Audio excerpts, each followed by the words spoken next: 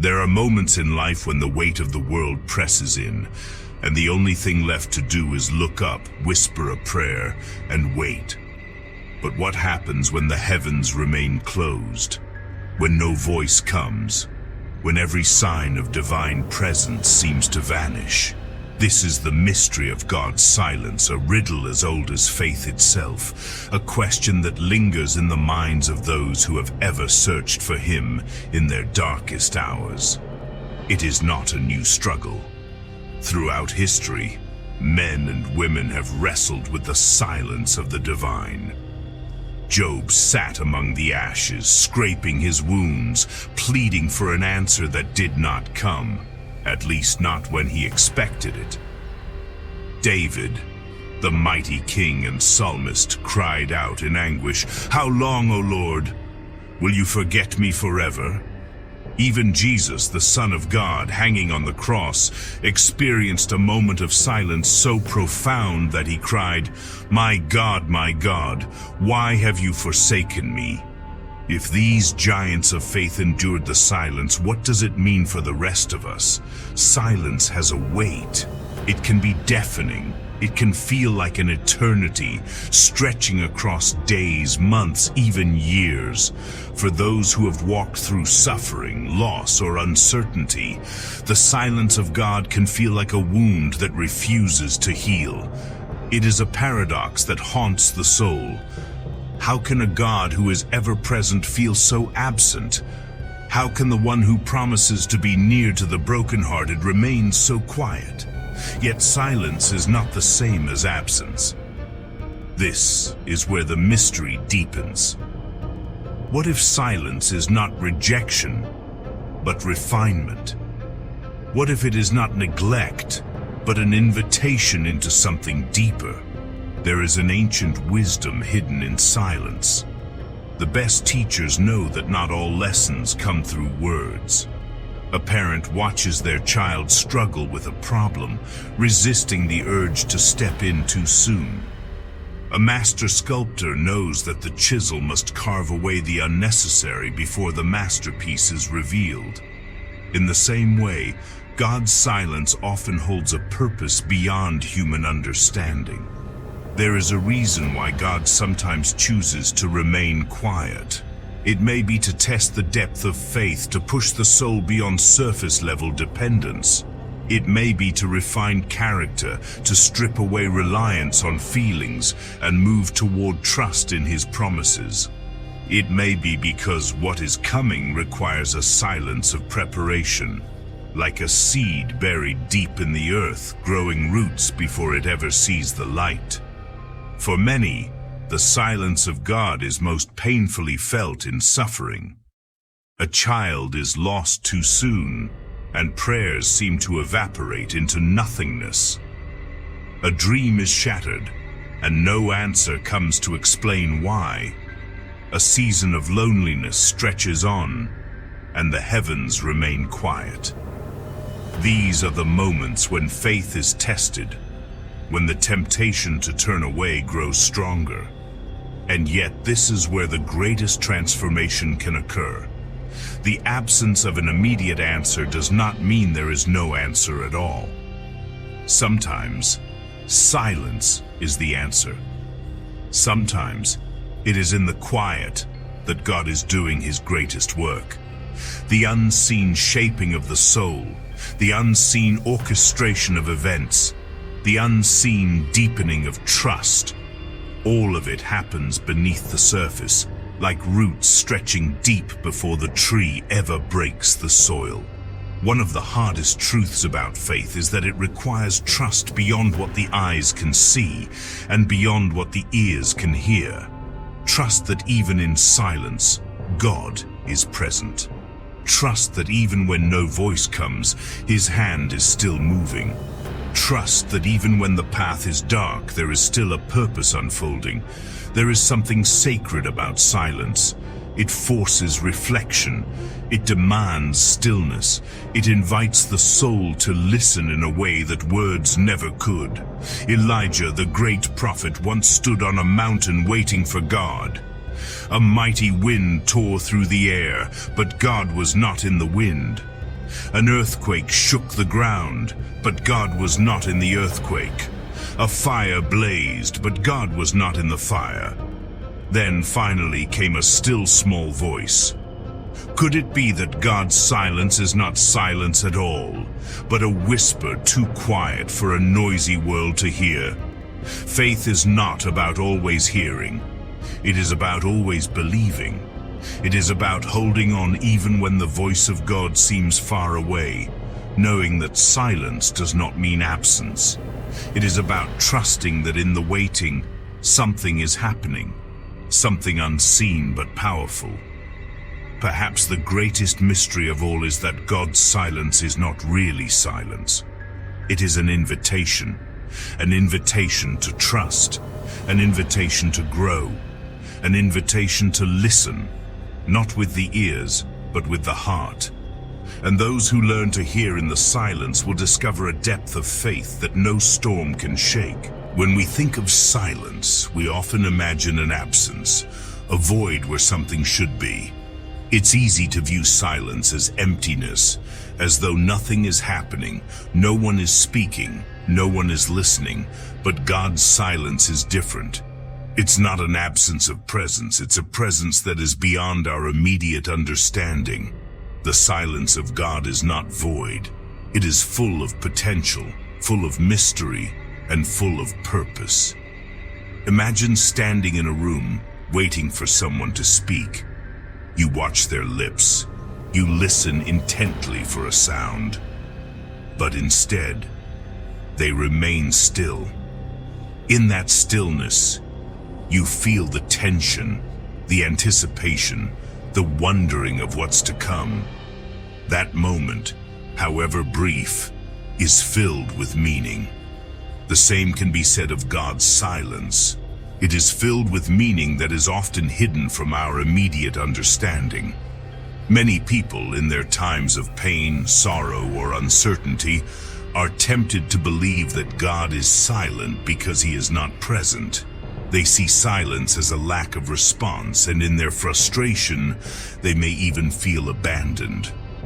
But in those moments, silence is not rejection.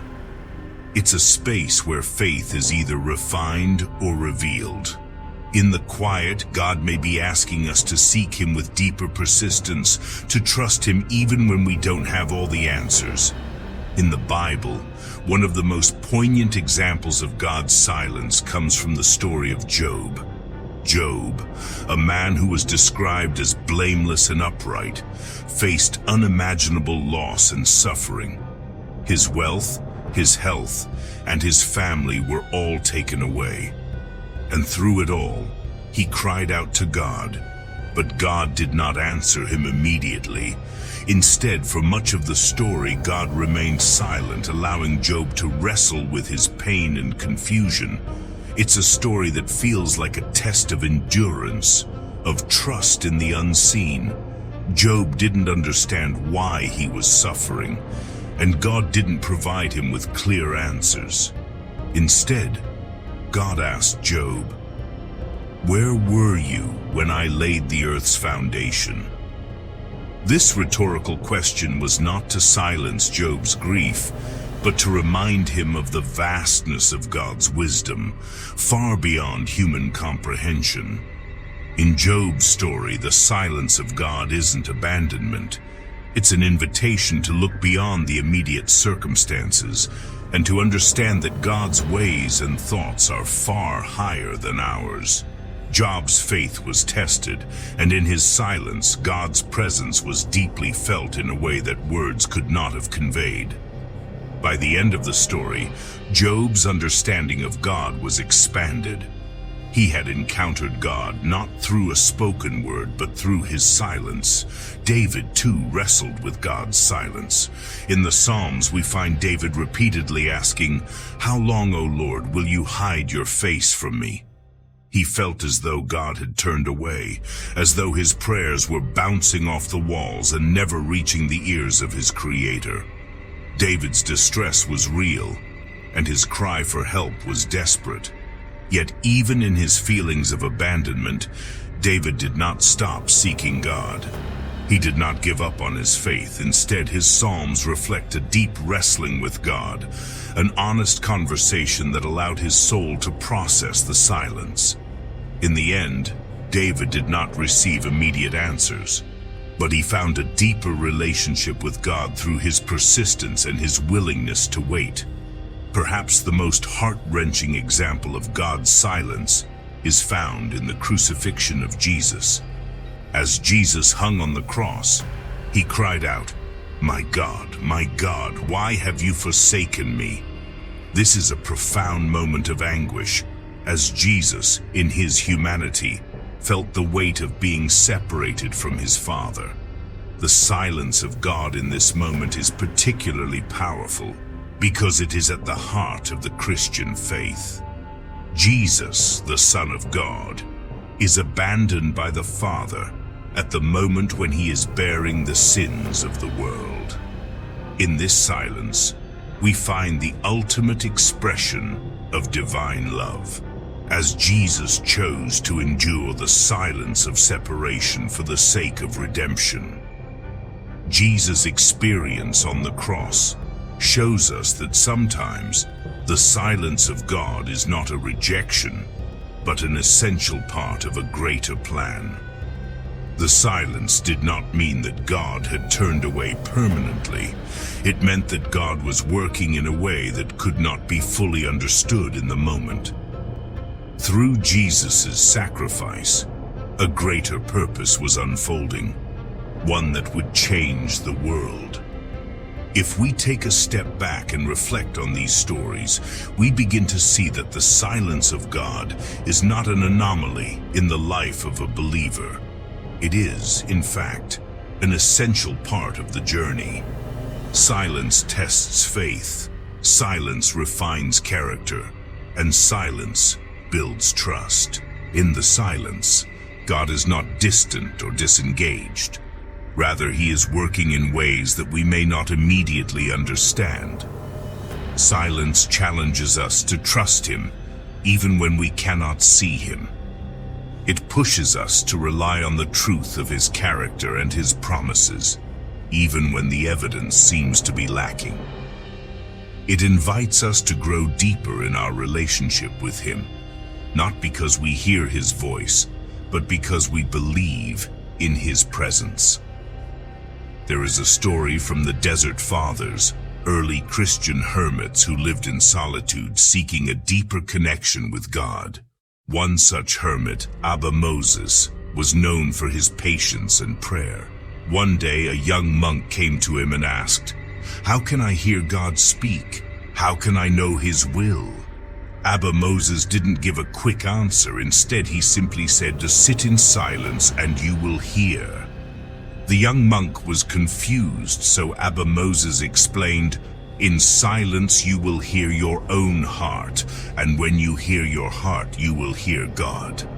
This wisdom points to an important lesson. Sometimes we must be still before we can hear. The act of listening requires silence. The act of trusting requires stillness.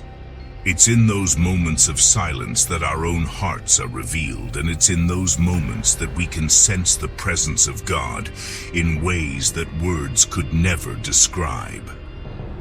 Elijah, too, experienced God in the silence. After a dramatic confrontation with the prophets of Baal, Elijah found himself fleeing from his enemies, afraid and exhausted. He sought refuge in a cave, where he hoped to hear from God. A great wind passed by, but God was not in the wind. An earthquake shook the ground, but God was not in the earthquake. A fire roared through the mountains, but God was not in the fire. Then, there was a still, small voice. It was in the silence, in the quiet, that Elijah encountered God. The noise of the world, the chaos of life, the storm of emotions, all of these things often drown out the voice of God. But in silence, we can hear that still, small voice. For many of us, the silence of God can be a disorienting experience. We want answers, we want direction, we want clarity. But perhaps God's silence is a way of inviting us to move beyond our reliance on external answers and instead cultivate an inner peace that transcends understanding. God is not always in the loud and the obvious. Sometimes he is in the quiet, waiting for us to lean in, to listen, and to trust. Silence can be a time of deep reflection and growth. It can be a season where God is preparing us for something greater, something we cannot yet see.